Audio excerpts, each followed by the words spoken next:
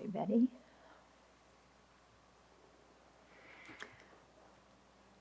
We'll start, as usual, visualizing in the space in front our objects of refuge and ourselves surrounded by all the sentient beings. And we'll be leading them in taking refuge and generating bodhicitta. And really think, wow, one day these people that I have so much trouble with, could actually do that. Yeah.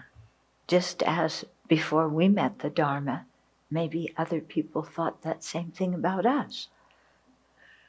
Gee, these ignorant, obnoxious beings could one day meet the Dharma. Yeah. You think nobody thinks you're ignorant and obnoxious? No, okay, you're perfect. We know. Oh, you know they do. Okay, yeah. So, yeah, why do we always think that, we're immune from those terms? Yeah. But in some people's world, the way we act is ignorant and obnoxious. Isn't it? Yeah. Sometimes our parents may even use those words to describe us, especially when we're teenagers, or even when we're 3 years old, or when we're 3-year-old teenagers, or 3-year-old 40-year-olds. Yeah. Okay.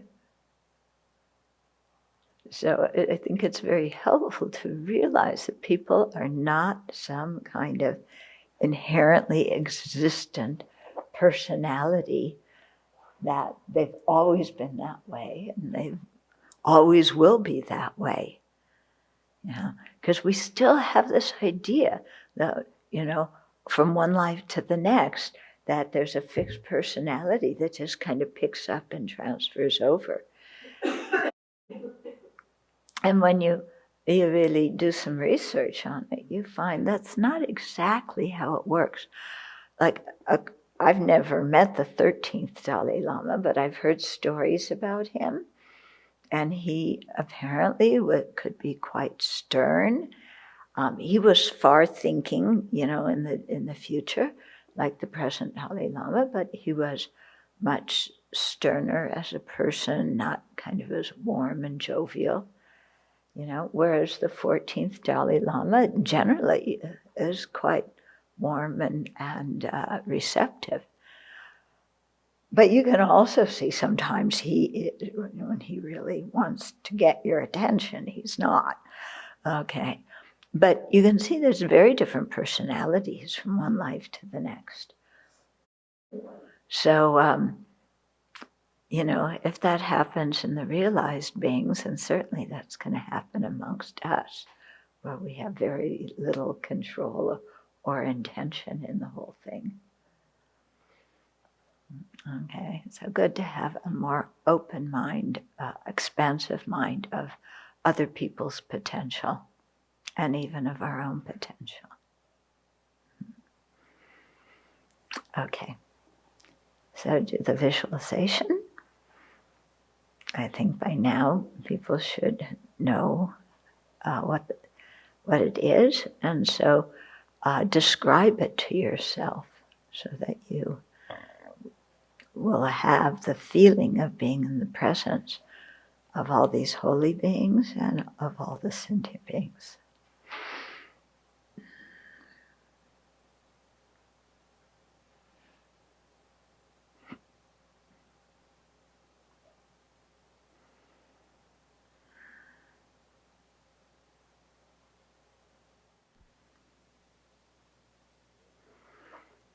And then think that the Bodhicitta is so precious.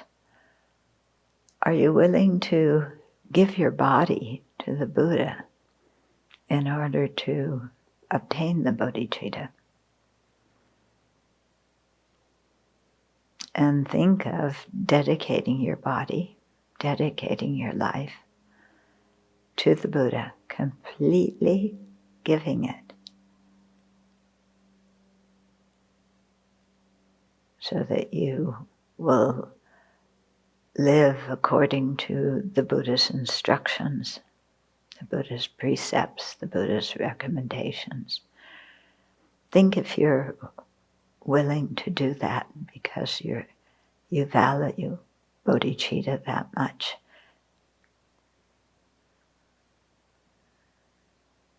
And if you do, then mentally just give your body, give your life to the Buddha in that way.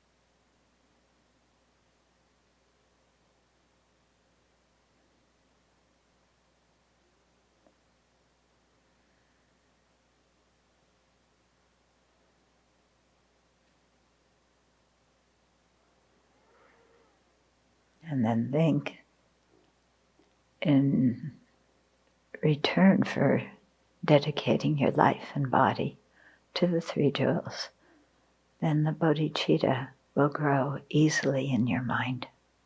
And so generate that thought.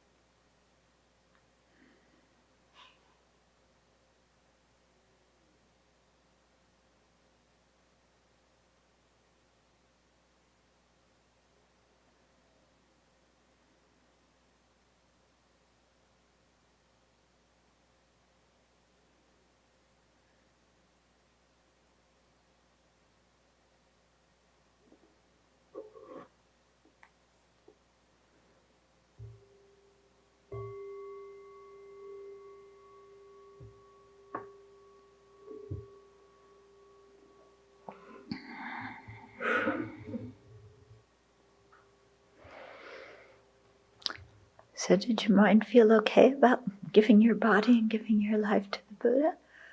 Or did one part of your mind say, I'm not so sure? Yeah.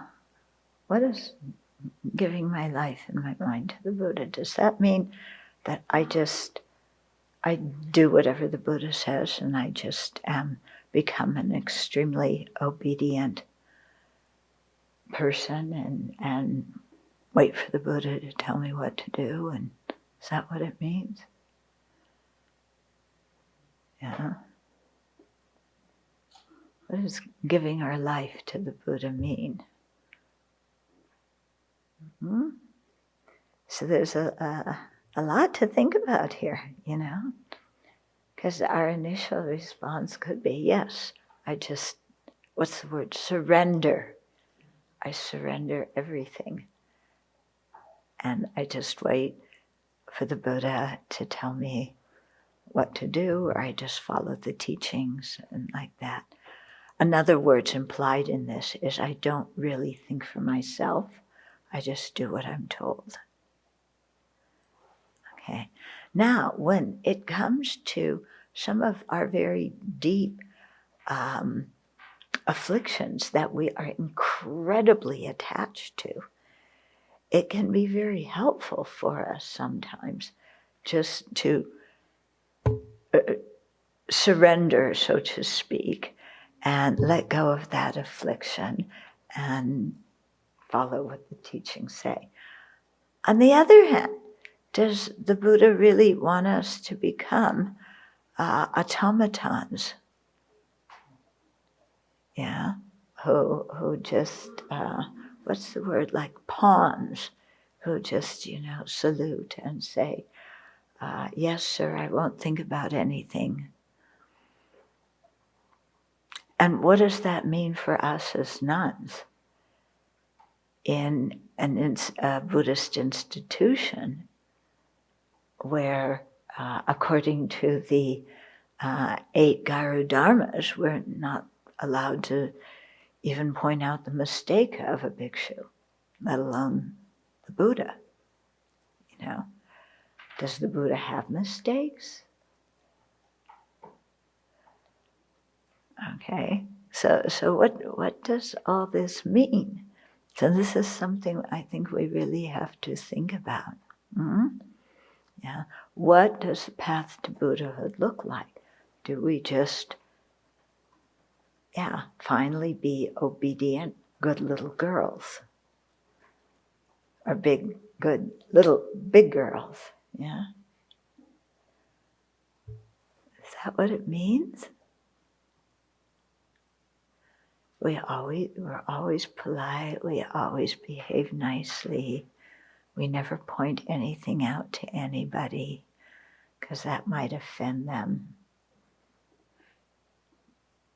Yeah. In one way, well, that's certainly better than having a big mouth and going around criticizing everybody, isn't it? Yeah, isn't it?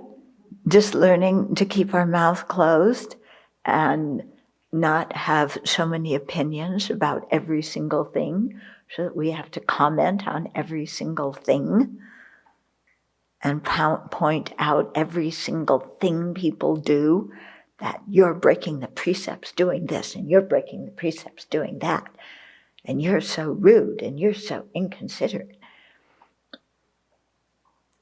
Yeah. So in one way, learning to keep our mouths shut and follow instructions can have some value, don't you think? Even I'm talking for us personally on the path, it can be very valuable. Yeah.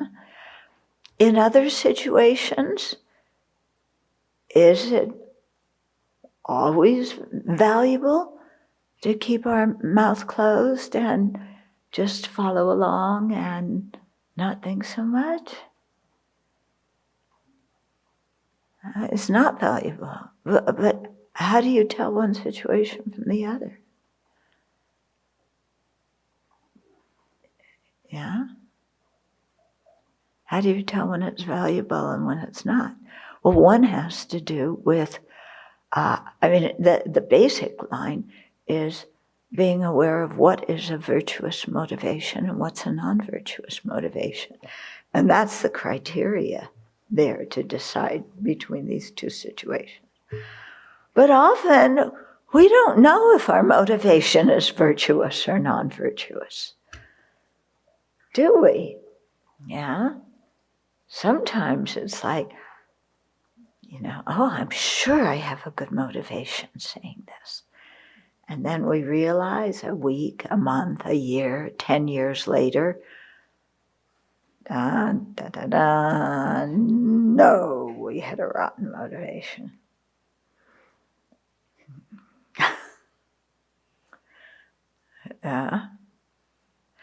So do you never chance it? Yeah, and always assume you have a bad motivation? Or do you become a little bit too inflated and always assume you have a good motivation? These are not easy questions, are they? Are they? Yeah. And especially because even in the Buddha's advice, on one hand, it's like, these are virtuous actions, do them. These are non-virtuous actions, for your own benefit, don't do them. Yeah. On the other hand, we hear, the Buddha said, don't accept everything I say, question it, investigate it. So which one am I supposed to do? Yeah. So, this is where wisdom comes in, and the wisdom to really discern within our own mind stream what is going on. Yeah. And to also admit when we don't quite know what's going on in our own mind, and when we aren't sure of our motivation.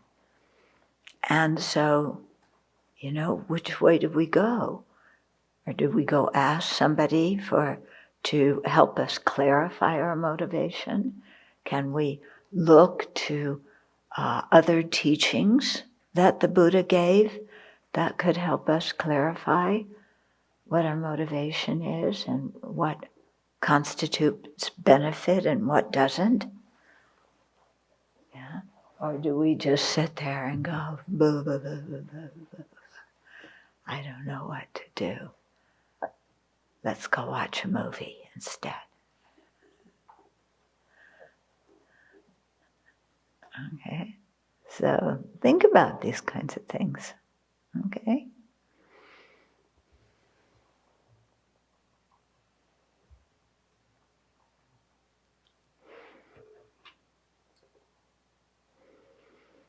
And check up also, what is our idea of giving our body and life to the Buddha? What does that mean to us as an individual? Because there could be a variety of meanings to that, couldn't there be? So does it mean I follow the Buddha's instructions when I want to, and I don't when I don't? So it's better than nothing. At least sometimes I'm giving my body and life to the Buddha. That's better than nothing. And I give my body and life to the Buddha when it's something that makes me happy. So at least that's the happiness of one sentient being. Yeah. It's better than being totally obnoxious. Is that what it means? So we were on verse 11, right? Before we do verse 11, because in Gyaltsabje's commentary, I don't know if this is what Gyaltsabje wrote or if it's what Fedor, the translator, added. But anyway, it's very helpful. Asanga explained 5 types of conscientiousness. Okay, so the first one is relating to the past. So correcting our past actions according to the Dharma. So being able to look into how we've behaved in the past and, somewhat accurately assess what our motivations were, what how we did the deeds were. If our deeds had all 4 parts complete in either becoming a virtuous, propelling karma, or all 4 parts incomplete, or becoming complete in terms of being a non-virtuous karma. Okay, so correcting the ones where our motivation was kind of rotten, or maybe not kind of rotten, but definitely rotten. Are there degrees of rottenness?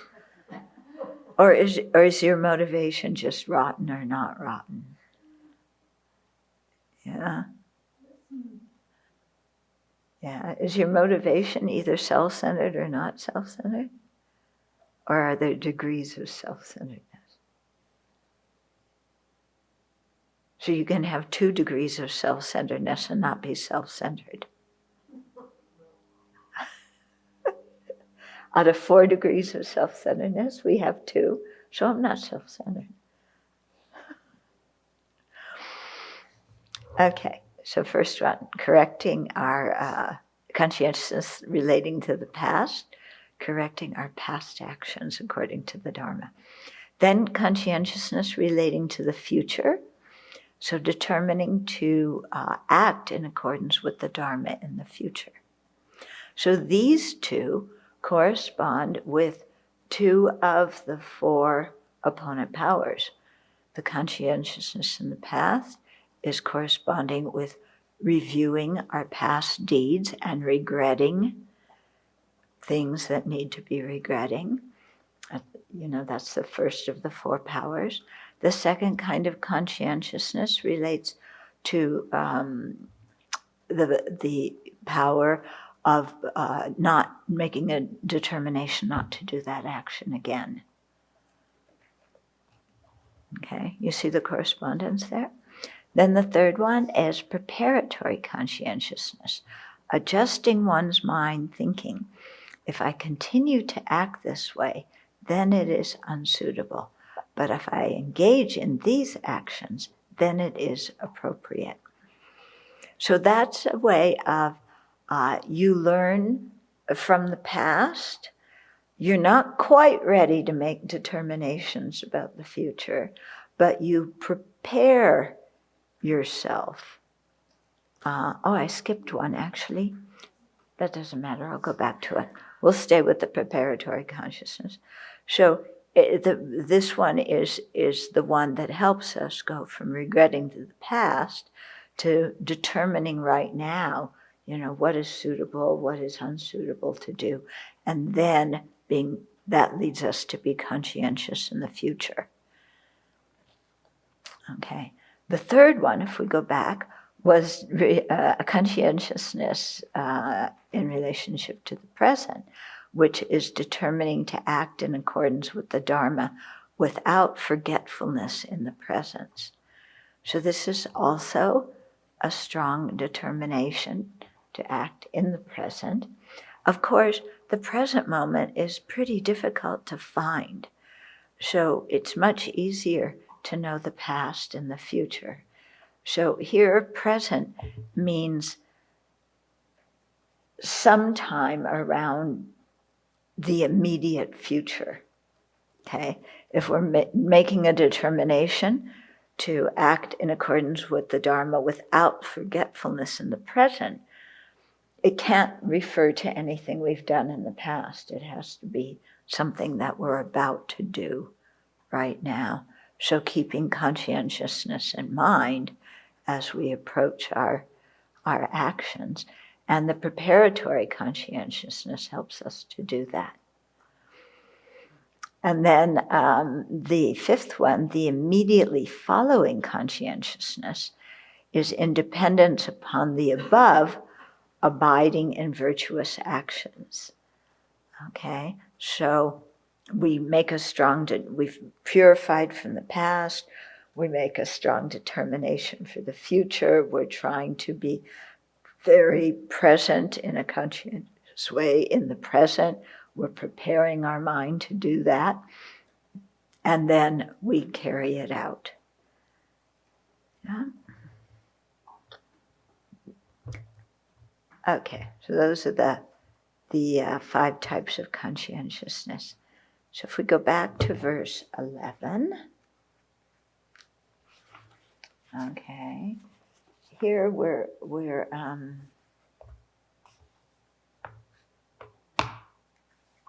talking about the disadvantages of abandoning bodhicitta.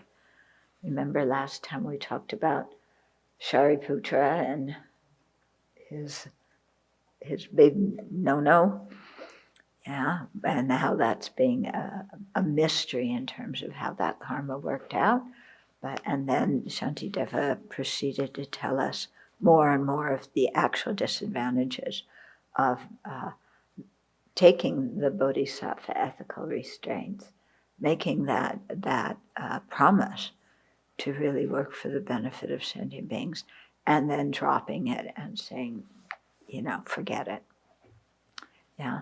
So abandoning bodhicitta means that you really give it up. It isn't just one moment of being self-centered. It's giving up that whole aspiration. So we can do it in several ways. One way is if we leave even one sentient being out of our field of bodhicitta. So if you If we have the idea, yes, I want to work for the benefit of all sentient beings and become a Buddha to do so, and that's really my calling, but there's this one sentient being who has hurt me so much and is so foul and despicable that there's no way I want to work for their benefit. So if we have that kind of thought about one being, that we're just completely, yes, I have bodhicitta for other sentient beings, but not for this one. He can rot in hell for all I care. Okay? So that kind of thought about somebody is relinquishing bodhicitta. Okay? Because bodhicitta depends on having the bodhicitta aspiration in relationship to every single sentient being, omitting none. Okay. Other ways of abandoning bodhicitta, and you can see that was Shariputra's problem. Remember, he cut off his right hand and handed it to the demon with his left hand, and that's considered like very bad manners in ancient India. So he just thought, okay, that sentient being, forget it. I gave him what he wanted, and then he threw it down in the mud after I sacrificed my hand to give to him in an act of charity. This guy is so picky. Yeah, how am I supposed to give my right hand in anything other than my left hand? This guy's so picky and so demanding. No way I can lead him to enlightenment. Forget him. Okay. So that's how it happened for Shariputra. And you can see it's not always that difficult to have that attitude towards somebody. When we get really furiously angry, do you ever get really furiously, totally out of control, enraged? Maybe not so often, but have you? Yeah? Where afterwards you look back and you go, oh, what in the world happened to me? Yeah? So that's the time that happens, yeah? Or another way it could happen is we just decide, it's just too hard. Working for the benefit of sentient beings, keeping all these Bodhisattva precepts, it's just too hard. Why can't I become an arhat? That helps sentient beings too. Then there's one less obnoxious, person if I become an arhat. So that benefits sentient beings. And also, 3 countless great eons, it just is too long. An arhat, some people say I can become an arhat in 3 lifetimes once I become a stream enter. Some people say 7 lifetimes. Some people say I can become an arhat and even in a stream enter, and even in that same life, become an arhat. Whew, that's a lot shorter than this whole bodhisattva trip. Yeah, and who wants to remain in samsara longer than you have to? Because samsara is really a hellhole. So let's get myself out of there. And then after I get myself out, then I can think about helping sentient beings. Yeah, but I gotta help myself first. Makes sense, doesn't it? Yeah. So you see, not that easy, not that difficult to give up bodhicitta. We can give ourselves all sorts of quote, quote, logical arguments that sound very good in the moment. And that's a very good example when we are not aware of what is a good motivation and what's not and what's a bad motivation. We simply are not aware. We're out to lunch. And we think, yeah, that's quite reasonable. I wondered about the story with Shariputra, because he's entered the path, the Mahayana path. He's, minimum path of accumulation, and it's like the I mean, for me, it works more of, I'm wondering if it's correct, but it works more like the straw that broke the camel's back. Like there was so much that had happened. And then when it came to this demon, he was happy to cut off his hand. The Bodhichitta was there. Yeah. And then with the response, to me, it sounded like, there was so much had happened. The resource is not there to get over this obstacle. Yeah. And that makes more sense than one incident of this obnoxious sentient being for me, it's just kind of wonder, what he had to go through to get to that point where he's giving up. Yeah, yeah. I mean, giving his hand is quite an act of charity. Yeah. But then something flipped in his mind. Yeah. So we could see it as the straw that broke the camel's back. Yeah. But we don't actually know how he was saying it in his mind. He may have been just saying it like I did, like this sentient being's hopeless.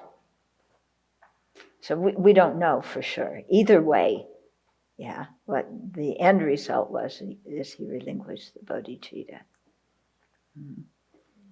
Mm-hmm. I still find that logic very convincing, the logic you just laid out. And especially, there's another one that says it's so risky to stay in samsara. You don't know what kind of karma is going to ripen. You better get out. How are you going to help anybody if you're still stuck in samsara? And it seems airtight, actually, the logic. It seems very good, doesn't it? Yeah, totally reasonable. Now, my question is, if all the people who are Buddhas and Bodhisattvas now thought like that, and they all became arhats, how would our situation be different? Would our situation be the same? No, the Buddha wouldn't have appeared in the world and taught the Dharma. He'd be in his own parinirvana. Yeah. If the Buddhas don't appear and teach the Dharma, how do we learn the Dharma? How do we practice the path?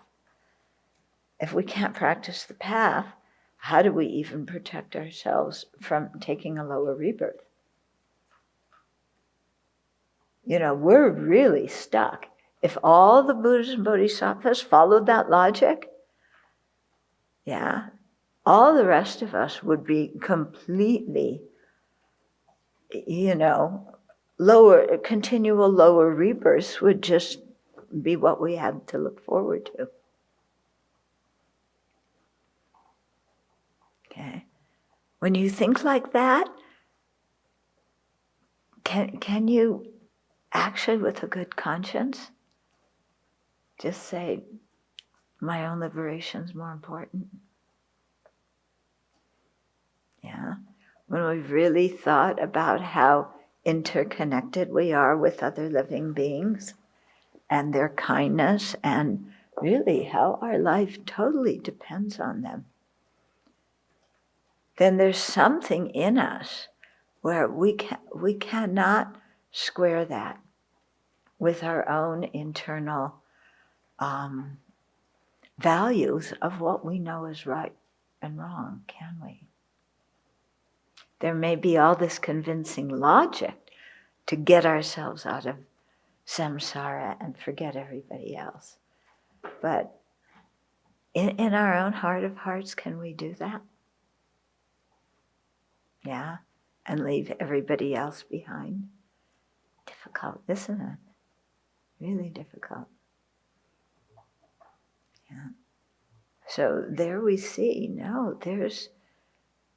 there we see that we definitely have some great compassion in our mind, even though we may see ourselves as very selfish.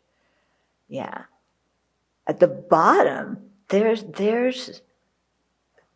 that. We can't just walk away on others. Mm-hmm.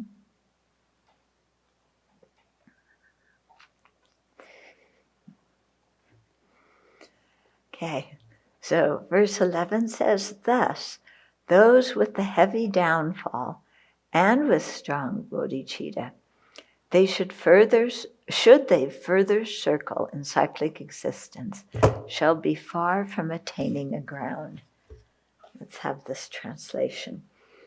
Thus, those who have the force of the bodhicitta, as well as the force of falling from it. So somebody who has bodhicitta, but they've also abandoned it, and maybe they cultivated it afterwards again, or maybe not.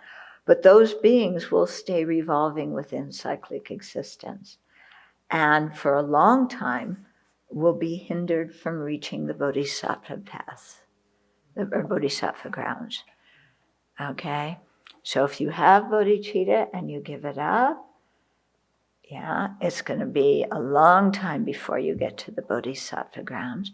And even if you generate it again, you have to purify all that negativity of abandoning it. So that will delay reaching the bodhisattva grounds too. And when you study the bodhisattva grounds, read volume 6. It's coming out in, I think, May. Then it talks about some of the qualities of the bodhisattva vows, just even briefly. But when you read about them, it is so amazing and so inspiring. It's like, wow, I want to be able to do that. I want to be able to be of that kind of benefit. So then the next session is being conscientious in the trainings.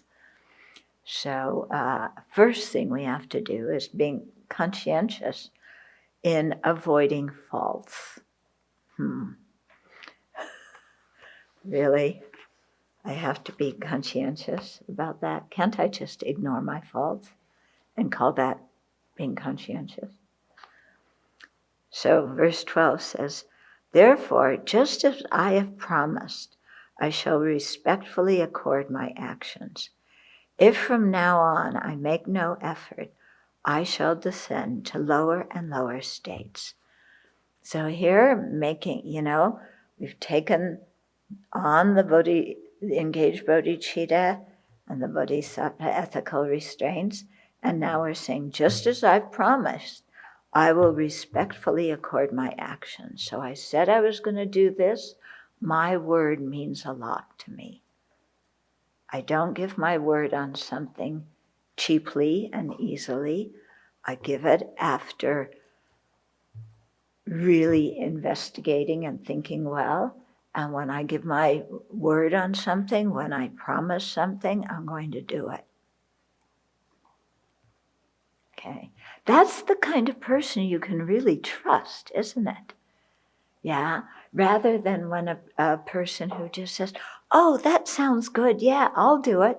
And then later says, actually, no, I bit off more than I can chew. I don't have time. I don't feel like it. Yeah. I mean, that kind of person who's, their word counts for very little. How much do you trust that person? Yeah. Whereas other people, when they say something, they mean it, they'll do it. And then, then there's real trustworthiness that comes, isn't there? So this is how to make ourselves into a trustworthy person. We usually think, how do we learn to trust other people? Yeah, we usually put it outside. Who shall I trust? Who is trustworthy? But it's also very important to say, how do I become a trustworthy person? If I value trustworthiness, it's a quality I should try and develop in my own heart. How do I do that? Yeah. And, and we've all had the experience of some people trusting us and other people not trusting us.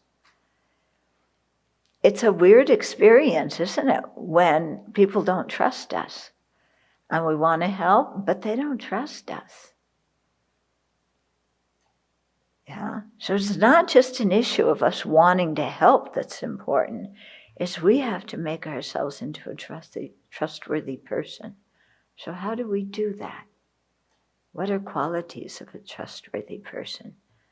So this is something to have a discussion group about. Yeah, mark it down.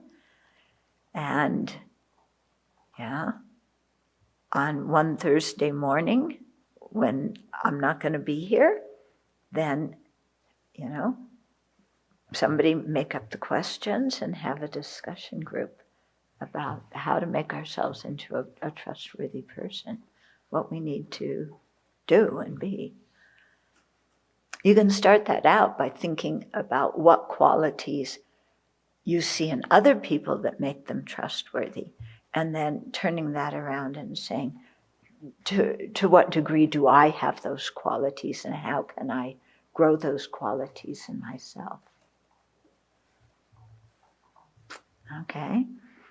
So that's what this person's saying in the first two lines. In the second two lines, if from now on I make no effort, I shall descend to lower and lower states. So from now on, if I just abandon conscientiousness and don't make any effort to accord my actions to what I've promised I do, is that going to bring a good result? Yeah. I mean, for sure, other people won't trust me and they'll be disappointed. But what about karmically? What am I doing to myself when I promise to do something as magnificent as, promising to lead all beings to awakening? And then I drop it because I don't feel like it anymore.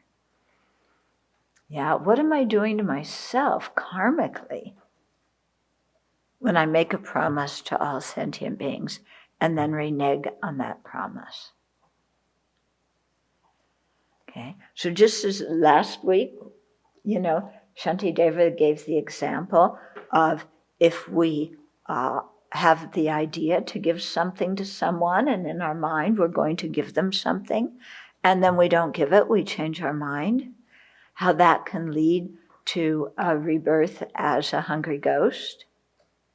And that's a small event, isn't it? Oh, I was going to give you a box of cookies, and then I decided to eat them myself.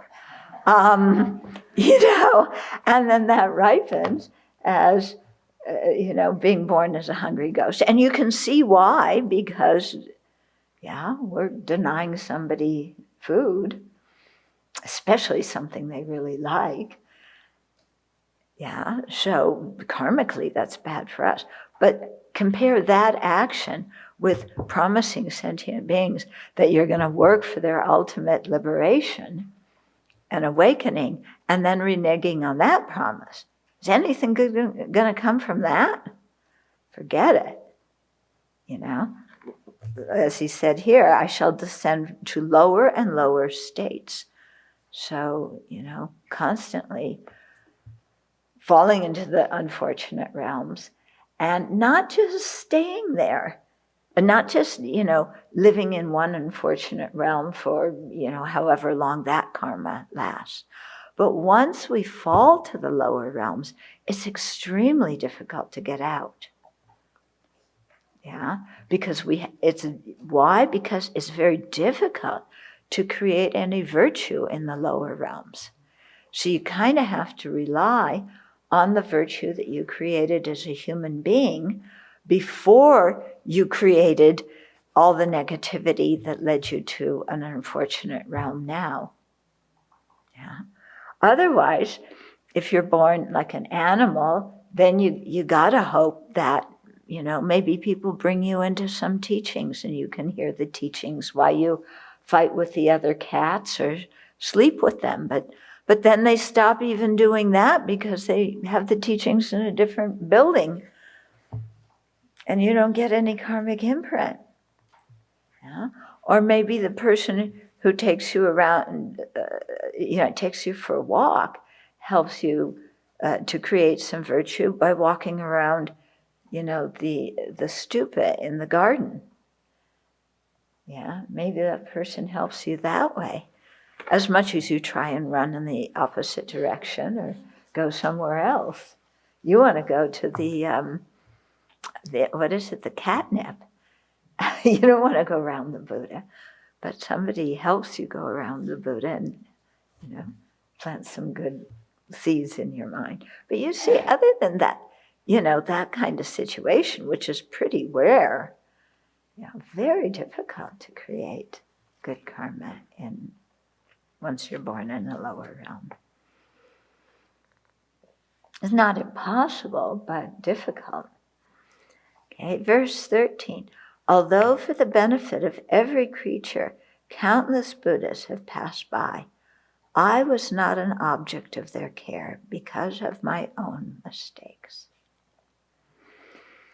Okay, so here we are. We're trying to wiggle our way out of, we have this fantastic logical argument, like she said, and we're trying to justify that argument, and say it doesn't really matter if I abandon bodhicitta. It doesn't matter, I'll do that. I'll generate it again in another lifetime. Just, not now. Just leave me alone, okay? But then we think that, for the benefit of every creature, countless Buddhas have manifested in this universe, in other universes. Were we born as their disciples? Even Shakyamuni Buddha, whose teachings we follow in this lifetime, were we born as his disciple? No, who knows what realm we were in then? We didn't have the fortune to know the Buddha directly. So if we get born in the lower realms or in human rebirth with so many limitations, then we're not going to be an object of the Buddha's care, not because the Buddha lacks compassion, but because of our own mistakes, and we've created the cause to be born somewhere else.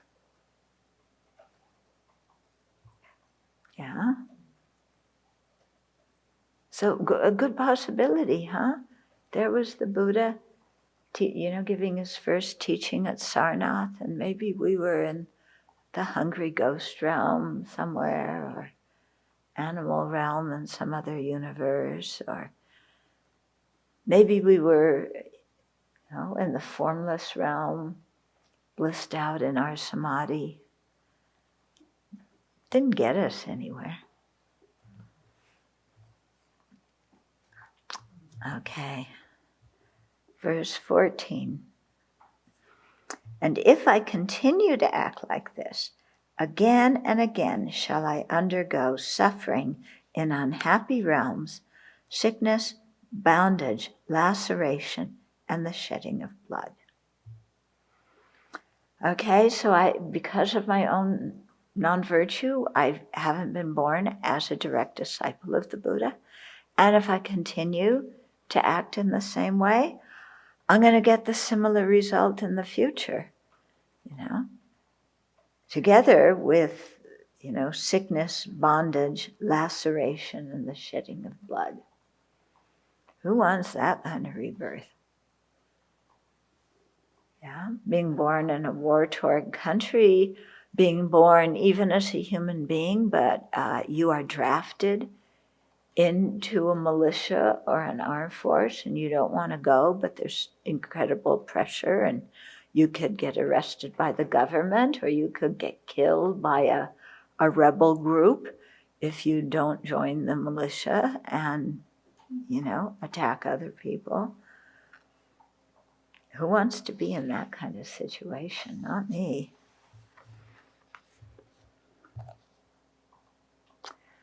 Okay, so verse 15 goes to talk about a precious human life and how the freedoms and fortunes that we experience in it are very rare. So before it was about pertaining to the disadvantages of the lower realms and how easily that could befall us. Not because anybody's punishing us. Nobody's punishing us. It's because we create the cause. Here it's going into the benefits of having a good rebirth. Okay, so Shantideva says, if the arising of the Tathagata, faith, the attainment of a human body, and my being fit to cultivate virtue are scarce, when will they be won again? So when will I get these benefits? So those four things, okay, that he mentions right there are, remember in the dedication prayers for the Guru Puja, it talks about the 4 Mahayana wheels. Have you ever wondered what the 4 Mahayana wheels are? Yeah, you don't find it very much explained in too many texts, but here it's explained. Okay, so there are different names for them, or the meanings I think come the same, but the names can be different. Okay, so here, arising of a Tathagata, faith in the Buddha Dharma Sangha, faith in the trainings and so on, the attainment of a human body with the freedoms and fortunes it gives us to practice, and our being fit to cultivate virtue. Yeah, so our being fit mentally to cultivate virtue, our being fit physically. Yeah, because we have to have a healthy body to really practice deeply. We definitely have to have a healthy mind. Yeah, if we have a lot of mental impediments, it's going to be difficult to practice. Okay, so those are the 4 as they're in the verse there. As I've found them described in another text, which I forget what it was. It is first abiding in a conducive place. Second, under the guidance of a Mahayana spiritual mentor. Third, having great aspiration for the Mahayana and joyfully practicing it. And fourth, having an upper rebirth and great merit accumulated from the past. So that way of describing it, it's emphasizing more the Mahayana path than just how the translation is here. Okay, here he says the coming of a Tathagata, faith and the attainment of a human body, these making it possible to meditate on virtue. Since they are rare, when will they be attained? Okay, so you could kind of take these 2 sets of 4 and put them together. You can see how they fit together. Okay, but if okay, so abiding in a conducive place. Yeah, so a place where the Tathagatas have appeared, where the Dharma exists, where there's the Sangha, yeah, having access to the teachings, being under the care of a Mahayana spiritual mentor. Yeah, so we may be in a place where the Buddha's teachings exist, but maybe we don't meet a Mahayana spiritual mentor. Yeah, they often talk about, there's everybody has the Buddha nature, but there are different kind of disciples at different. Somebody could be a different kind of disciple at different times, and somebody can have the disposition to right away go into the Mahayana. Others may have the disposition to right away go into the fundamental vehicle. And others may have the disposition to go into either, depending on the teacher that they meet. Yeah? So what happens if you have that last disposition and then you meet a fundamental vehicle master who says, you know, Mahayana teachings aren't really the word of the Buddha, just don't pay attention to them. Yeah. Or what happens if you have the Mahayana disposition, but you don't meet a teacher who does? And still you have faith in that teacher, then you also have problems. Okay? So being under the guidance of a Mahayana spiritual mentor. So that means not just meeting a teacher, but it means forming a student-teacher relationship with that person, hearing teachings from them, following the instructions in the teachings, okay, dedicating your life to that way of practice. Okay, then the third is great aspiration for the Mahayana. So you just, when you hear Mahayana teachings, you feel inspired, you want to do that. Yeah? And so you joyfully practice it. Okay. Now some people, like I feel greatly inspired by the Mahayana ideal. Joyfully practicing it, I could use some more joyous effort, you know? It's like, if I really have to tame my mind about some of these things where I'm stuck, that just is so hard, you know? And it's like worse than pulling teeth. Yeah. So, okay, so I need to generate some more joyous effort. How do you generate joyous effort in that situation? What do you do? Anybody else suffer from laziness? Yeah? What do you do when there's your laziness right in front of you? You love the Mahayana teachings, but you really love your own version of chocolate too. Yeah? And, you know, you really are the one who has the best idea about what the schedule should be and how to organize everything in the monastery. And when you really know, sincerely you know from your heart how all your family members should live and what they should practice and what they should do. And we're so sincerely in your heart, you have some wonderful advice to give the U.S. government, especially the Prez. Yeah? What do you do when you firmly believe that? Yeah? What do you do? So in some situations, not all, but in some situations, I use the suffering of change to help me kickstart my practice. Like, okay, let's see how many days you can go without practicing before your mind becomes a total mess. And so I let it ride. And then when I arrive at that point where my mind's a total mess, and say, okay, yeah, this is the reason why we need to do what we need to do. And then it's sort of like, all right, let's do it. Okay, so you let yourself get fully immersed in the cesspool before you decide to get out of it. Yes, exactly. So even, just stepping into the cesspool a little bit isn't that works. good enough. Sometimes that works. Sometimes that doesn't. Depends on how stubborn my mind has become. Yeah. Sometimes you let yourself get completely covered in filth before you decide to crawl out. Huh? Okay, what do you do?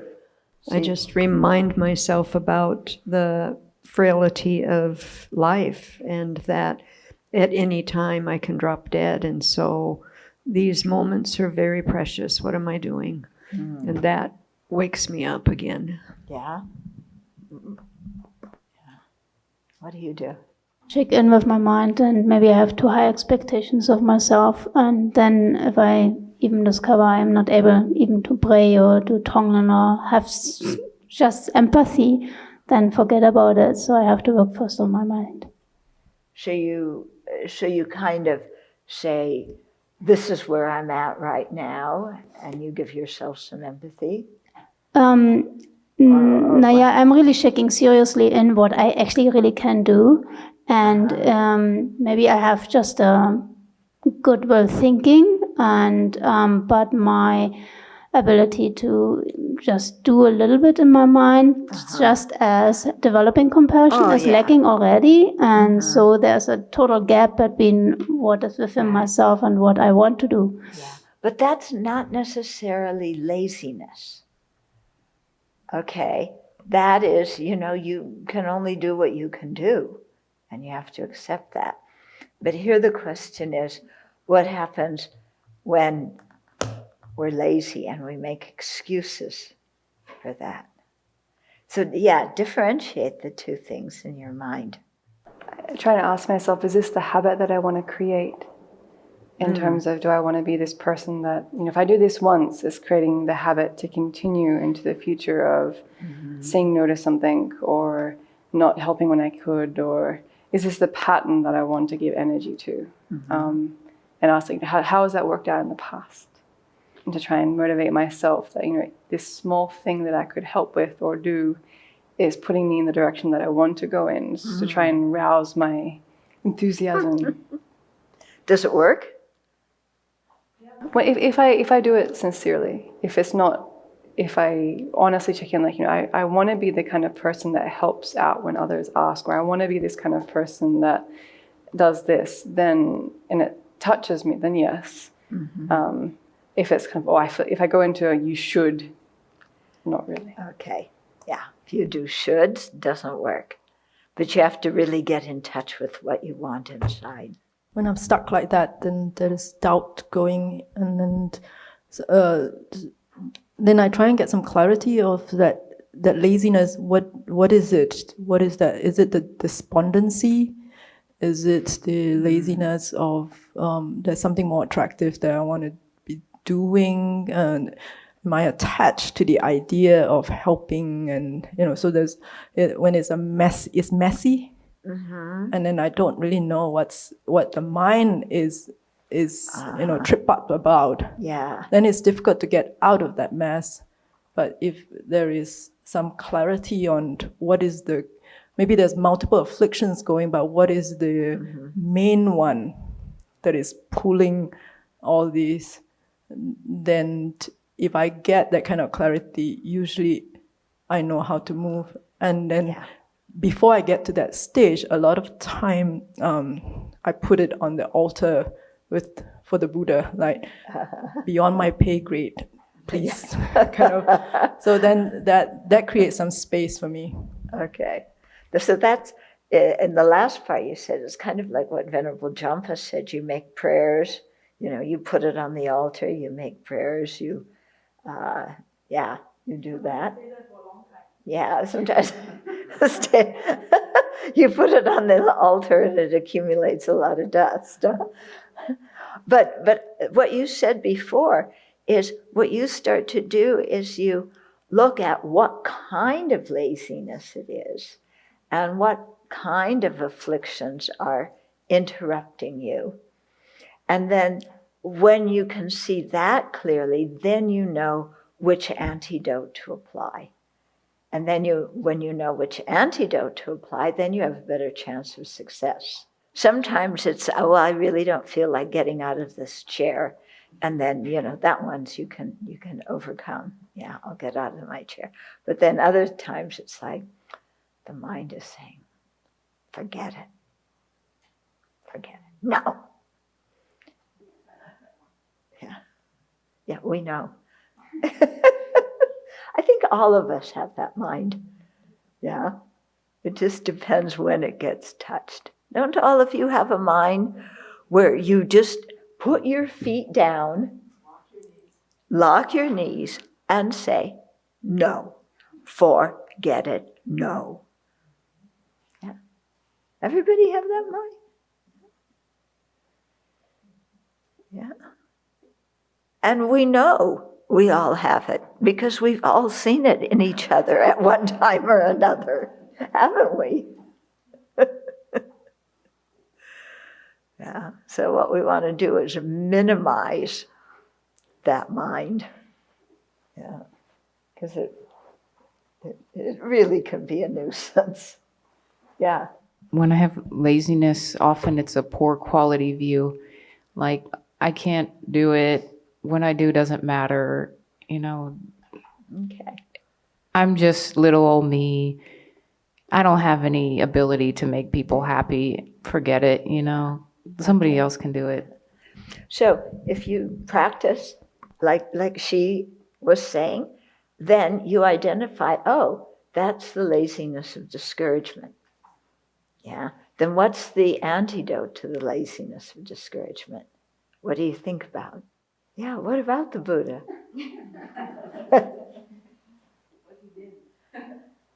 We help so many people. Yeah.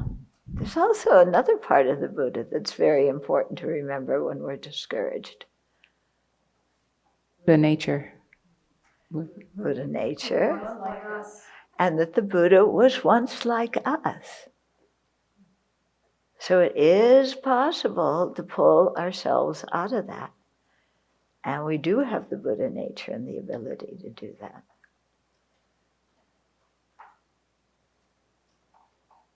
Yeah. So for some people, it's that one that's the big laziness. Other people, it's like, oh yeah, I'm confident I can become a Buddha. Tomorrow. Yeah. Yeah. Right now, I'm really tired, you know. And I just I've worked hard. I need some chocolate. Actually, we haven't worked hard, but we say we need chocolate anyway. Yeah. For me, the first two, the happiness of just this life, is totally like it permeates my mind. Uh-huh. So the Mahayana laziness, Astamanyana, Uh-huh. and the one of the busyness, changing the schedule, changing people's lives, getting President Trump to sort of straighten up his act. It's all about my level of comfort. Yeah. Well, no conflict, no displeasure, no hardship. Yeah. So certainly the happiness of this life, I've never been able to wrap my mind around that because it's just so pervasive, but this is helpful. Yeah. Yeah. I mean, this life appears so real, doesn't it? So it's very difficult to think beyond it, but we've got to start to stretch our mind to think beyond it. I mean, we think of old age and we want to prepare for our old age. People are sometimes fanatic about that. Have to save so much money, have to arrange this and that and you're not even sure that you'll live that long to enjoy it. Yeah. Yet we spend a lot of time planning for it and go to great effort to collect all the, cooperative conditions so that we'll have a good old age. And maybe we don't even live that long. But future life, which is definite, that's, later. Mañana. Okay.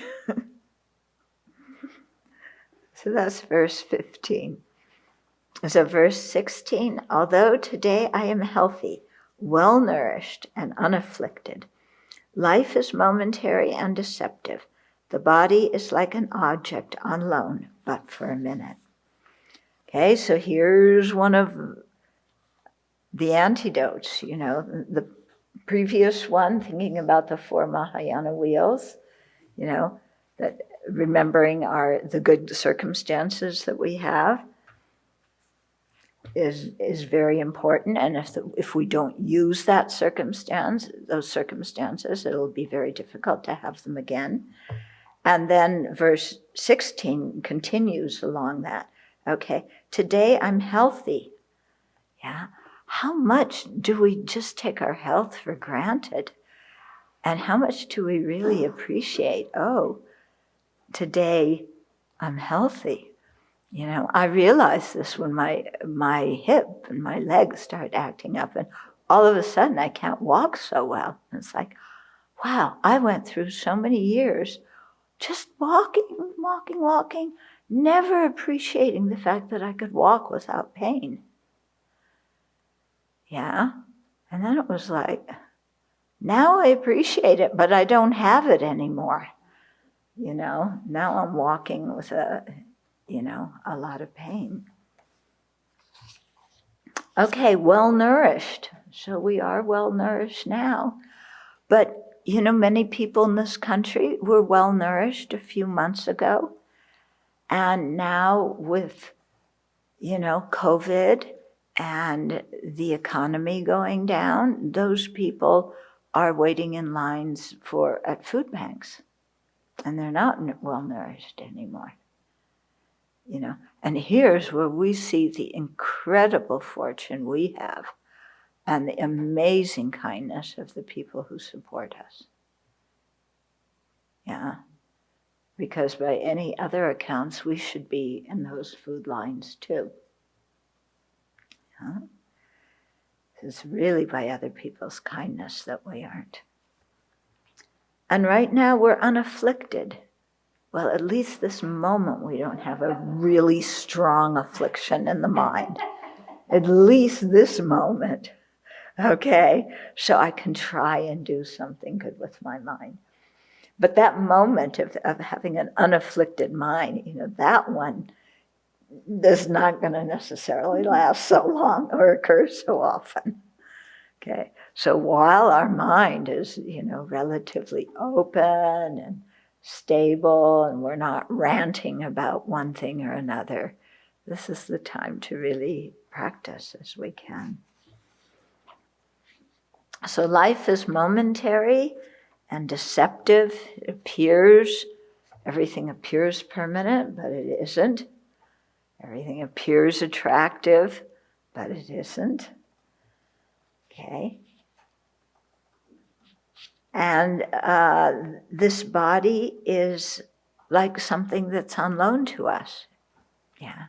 We have so much attachment to this body that we can't imagine being separated from it, And sometimes we even say, this is me, This is mine. This is my most precious possession. I can sacrifice everything else, but I'm not going to give up my body and give up my life. Yeah. But we have to at some time or another. Definitely. Yeah. No exceptions. So to see, okay, this body and this precious human life in particular that I have on the basis of this body is very rare and it doesn't last for so long. And very quickly it ends. When I first met the Dharma, the meditation on death was really quite, really affected me. And I started making a list of the people that I knew who had died. So, of course, I was like 24 at the time. And, okay, by 24, all my grandparents had died. No, only 3 of them had died. One grandmother was still alive,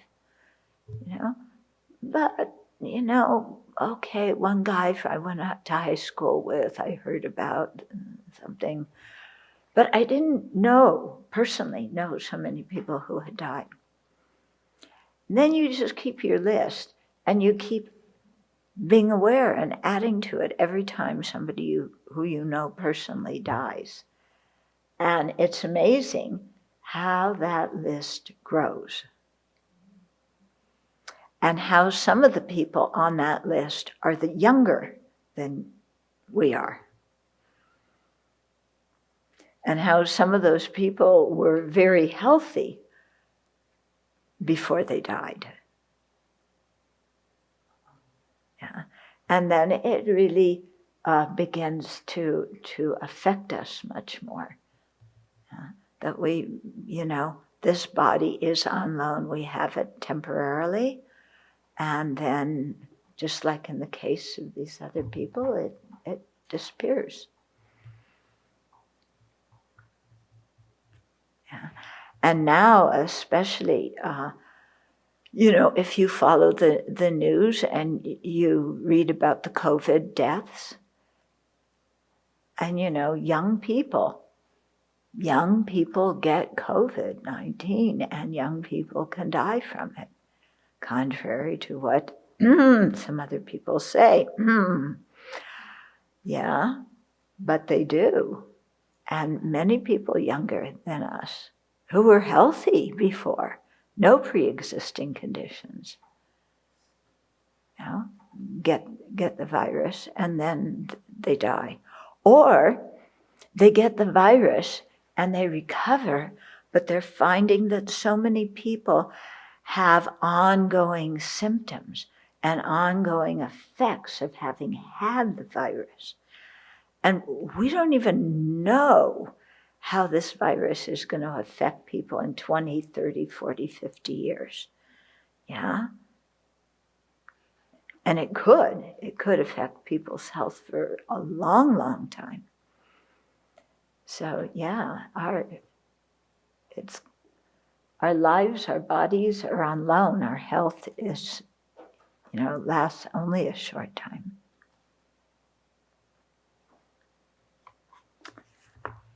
Okay. So there's time for maybe one or two questions. Someone online asks, it seems that by following the Bodhisattva's way, we benefit others and as a byproduct end up benefiting ourselves with positive karma, allowing us to do even more for other sentient beings. This seems like a virtuous cycle. Is this a correct interpretation? Yeah. Okay, through Bodhicitta, we accomplish the purpose of others and we accomplish our own purpose. So it's win-win. And someone else asks, could you please talk about how cultivating Bodhicitta doesn't mean to accept everything and trust everyone, even if we have red flags, so to avoid conflict, and so in that way we don't cause harm? Could you reword that for me? Yeah. She's asking whether, for you to talk about how cultivating bodhicitta doesn't mean that we're just a doormat, that we just trust everyone even if we see red flags, or we have to accept anything from anyone. Yeah. Well, this comes back to developing our own wisdom. And if we develop our wisdom, if we see red flags, then we know that we have to pay attention and we have to critically assess the situation and make wise decisions. Okay? So being compassionate doesn't cancel out being wise. Okay? We need to be wise and compassionate. Yeah, they go together. So it's not Mickey Mouse compassion. And this is a misunderstanding that many people have. Oh, compassionate, yeah, I just give away everything. I just do what everybody wants. That's Mickey Mouse compassion. Yeah, I mean, you see if you can find it said anywhere that compassion means giving up wisdom. See if you can find it anywhere in any religious text, in any legal text, in any philosophical text, in any scientific text, in anywhere at all. See if you can find that somebody's saying compassion means you give up wisdom. Okay. The only where that is found is in our wrong conception mind. Yeah, our wrong conception mind that misinterprets things. Okay. Now somebody might say, but didn't Jesus do that? He just accepted he was going to be crucified and used it for the benefit of sentient beings. So he just let himself be a doormat? Do you think Jesus was some stupid guy who just said, I'm going to let myself be a doormat? No, he wasn't some stupid person. So there was a reason for what he did. Many people may misinterpret the reason. Okay. But he had some reason, and we may not fully understand his reason. But it definitely wasn't, I'm going to let people walk all over me. But then you say, but he said, when someone hits you, turn the other cheek. Yeah? So doesn't that mean becoming a doormat? Whatever somebody does, I just turn my other cheek and say, okay, beat me up here too. Isn't that what he meant? I don't think that's what he meant. Again, he was not stupid. Some of his followers may not have understood him so correctly, but he himself was not stupid. Yeah. I mean, he definitely had values, and he stuck up for his values, and he made it very clear when something was unacceptable, didn't he? You know, with the money lenders in the temple. He didn't just say, oh yeah, okay, yeah, sure, that's not so good, but, I'll turn the other cheek and maybe I'll do it too. He didn't do that. He called people out on something that was wrong. Okay, so it's our wrong conception mind that doesn't understand what holy beings do.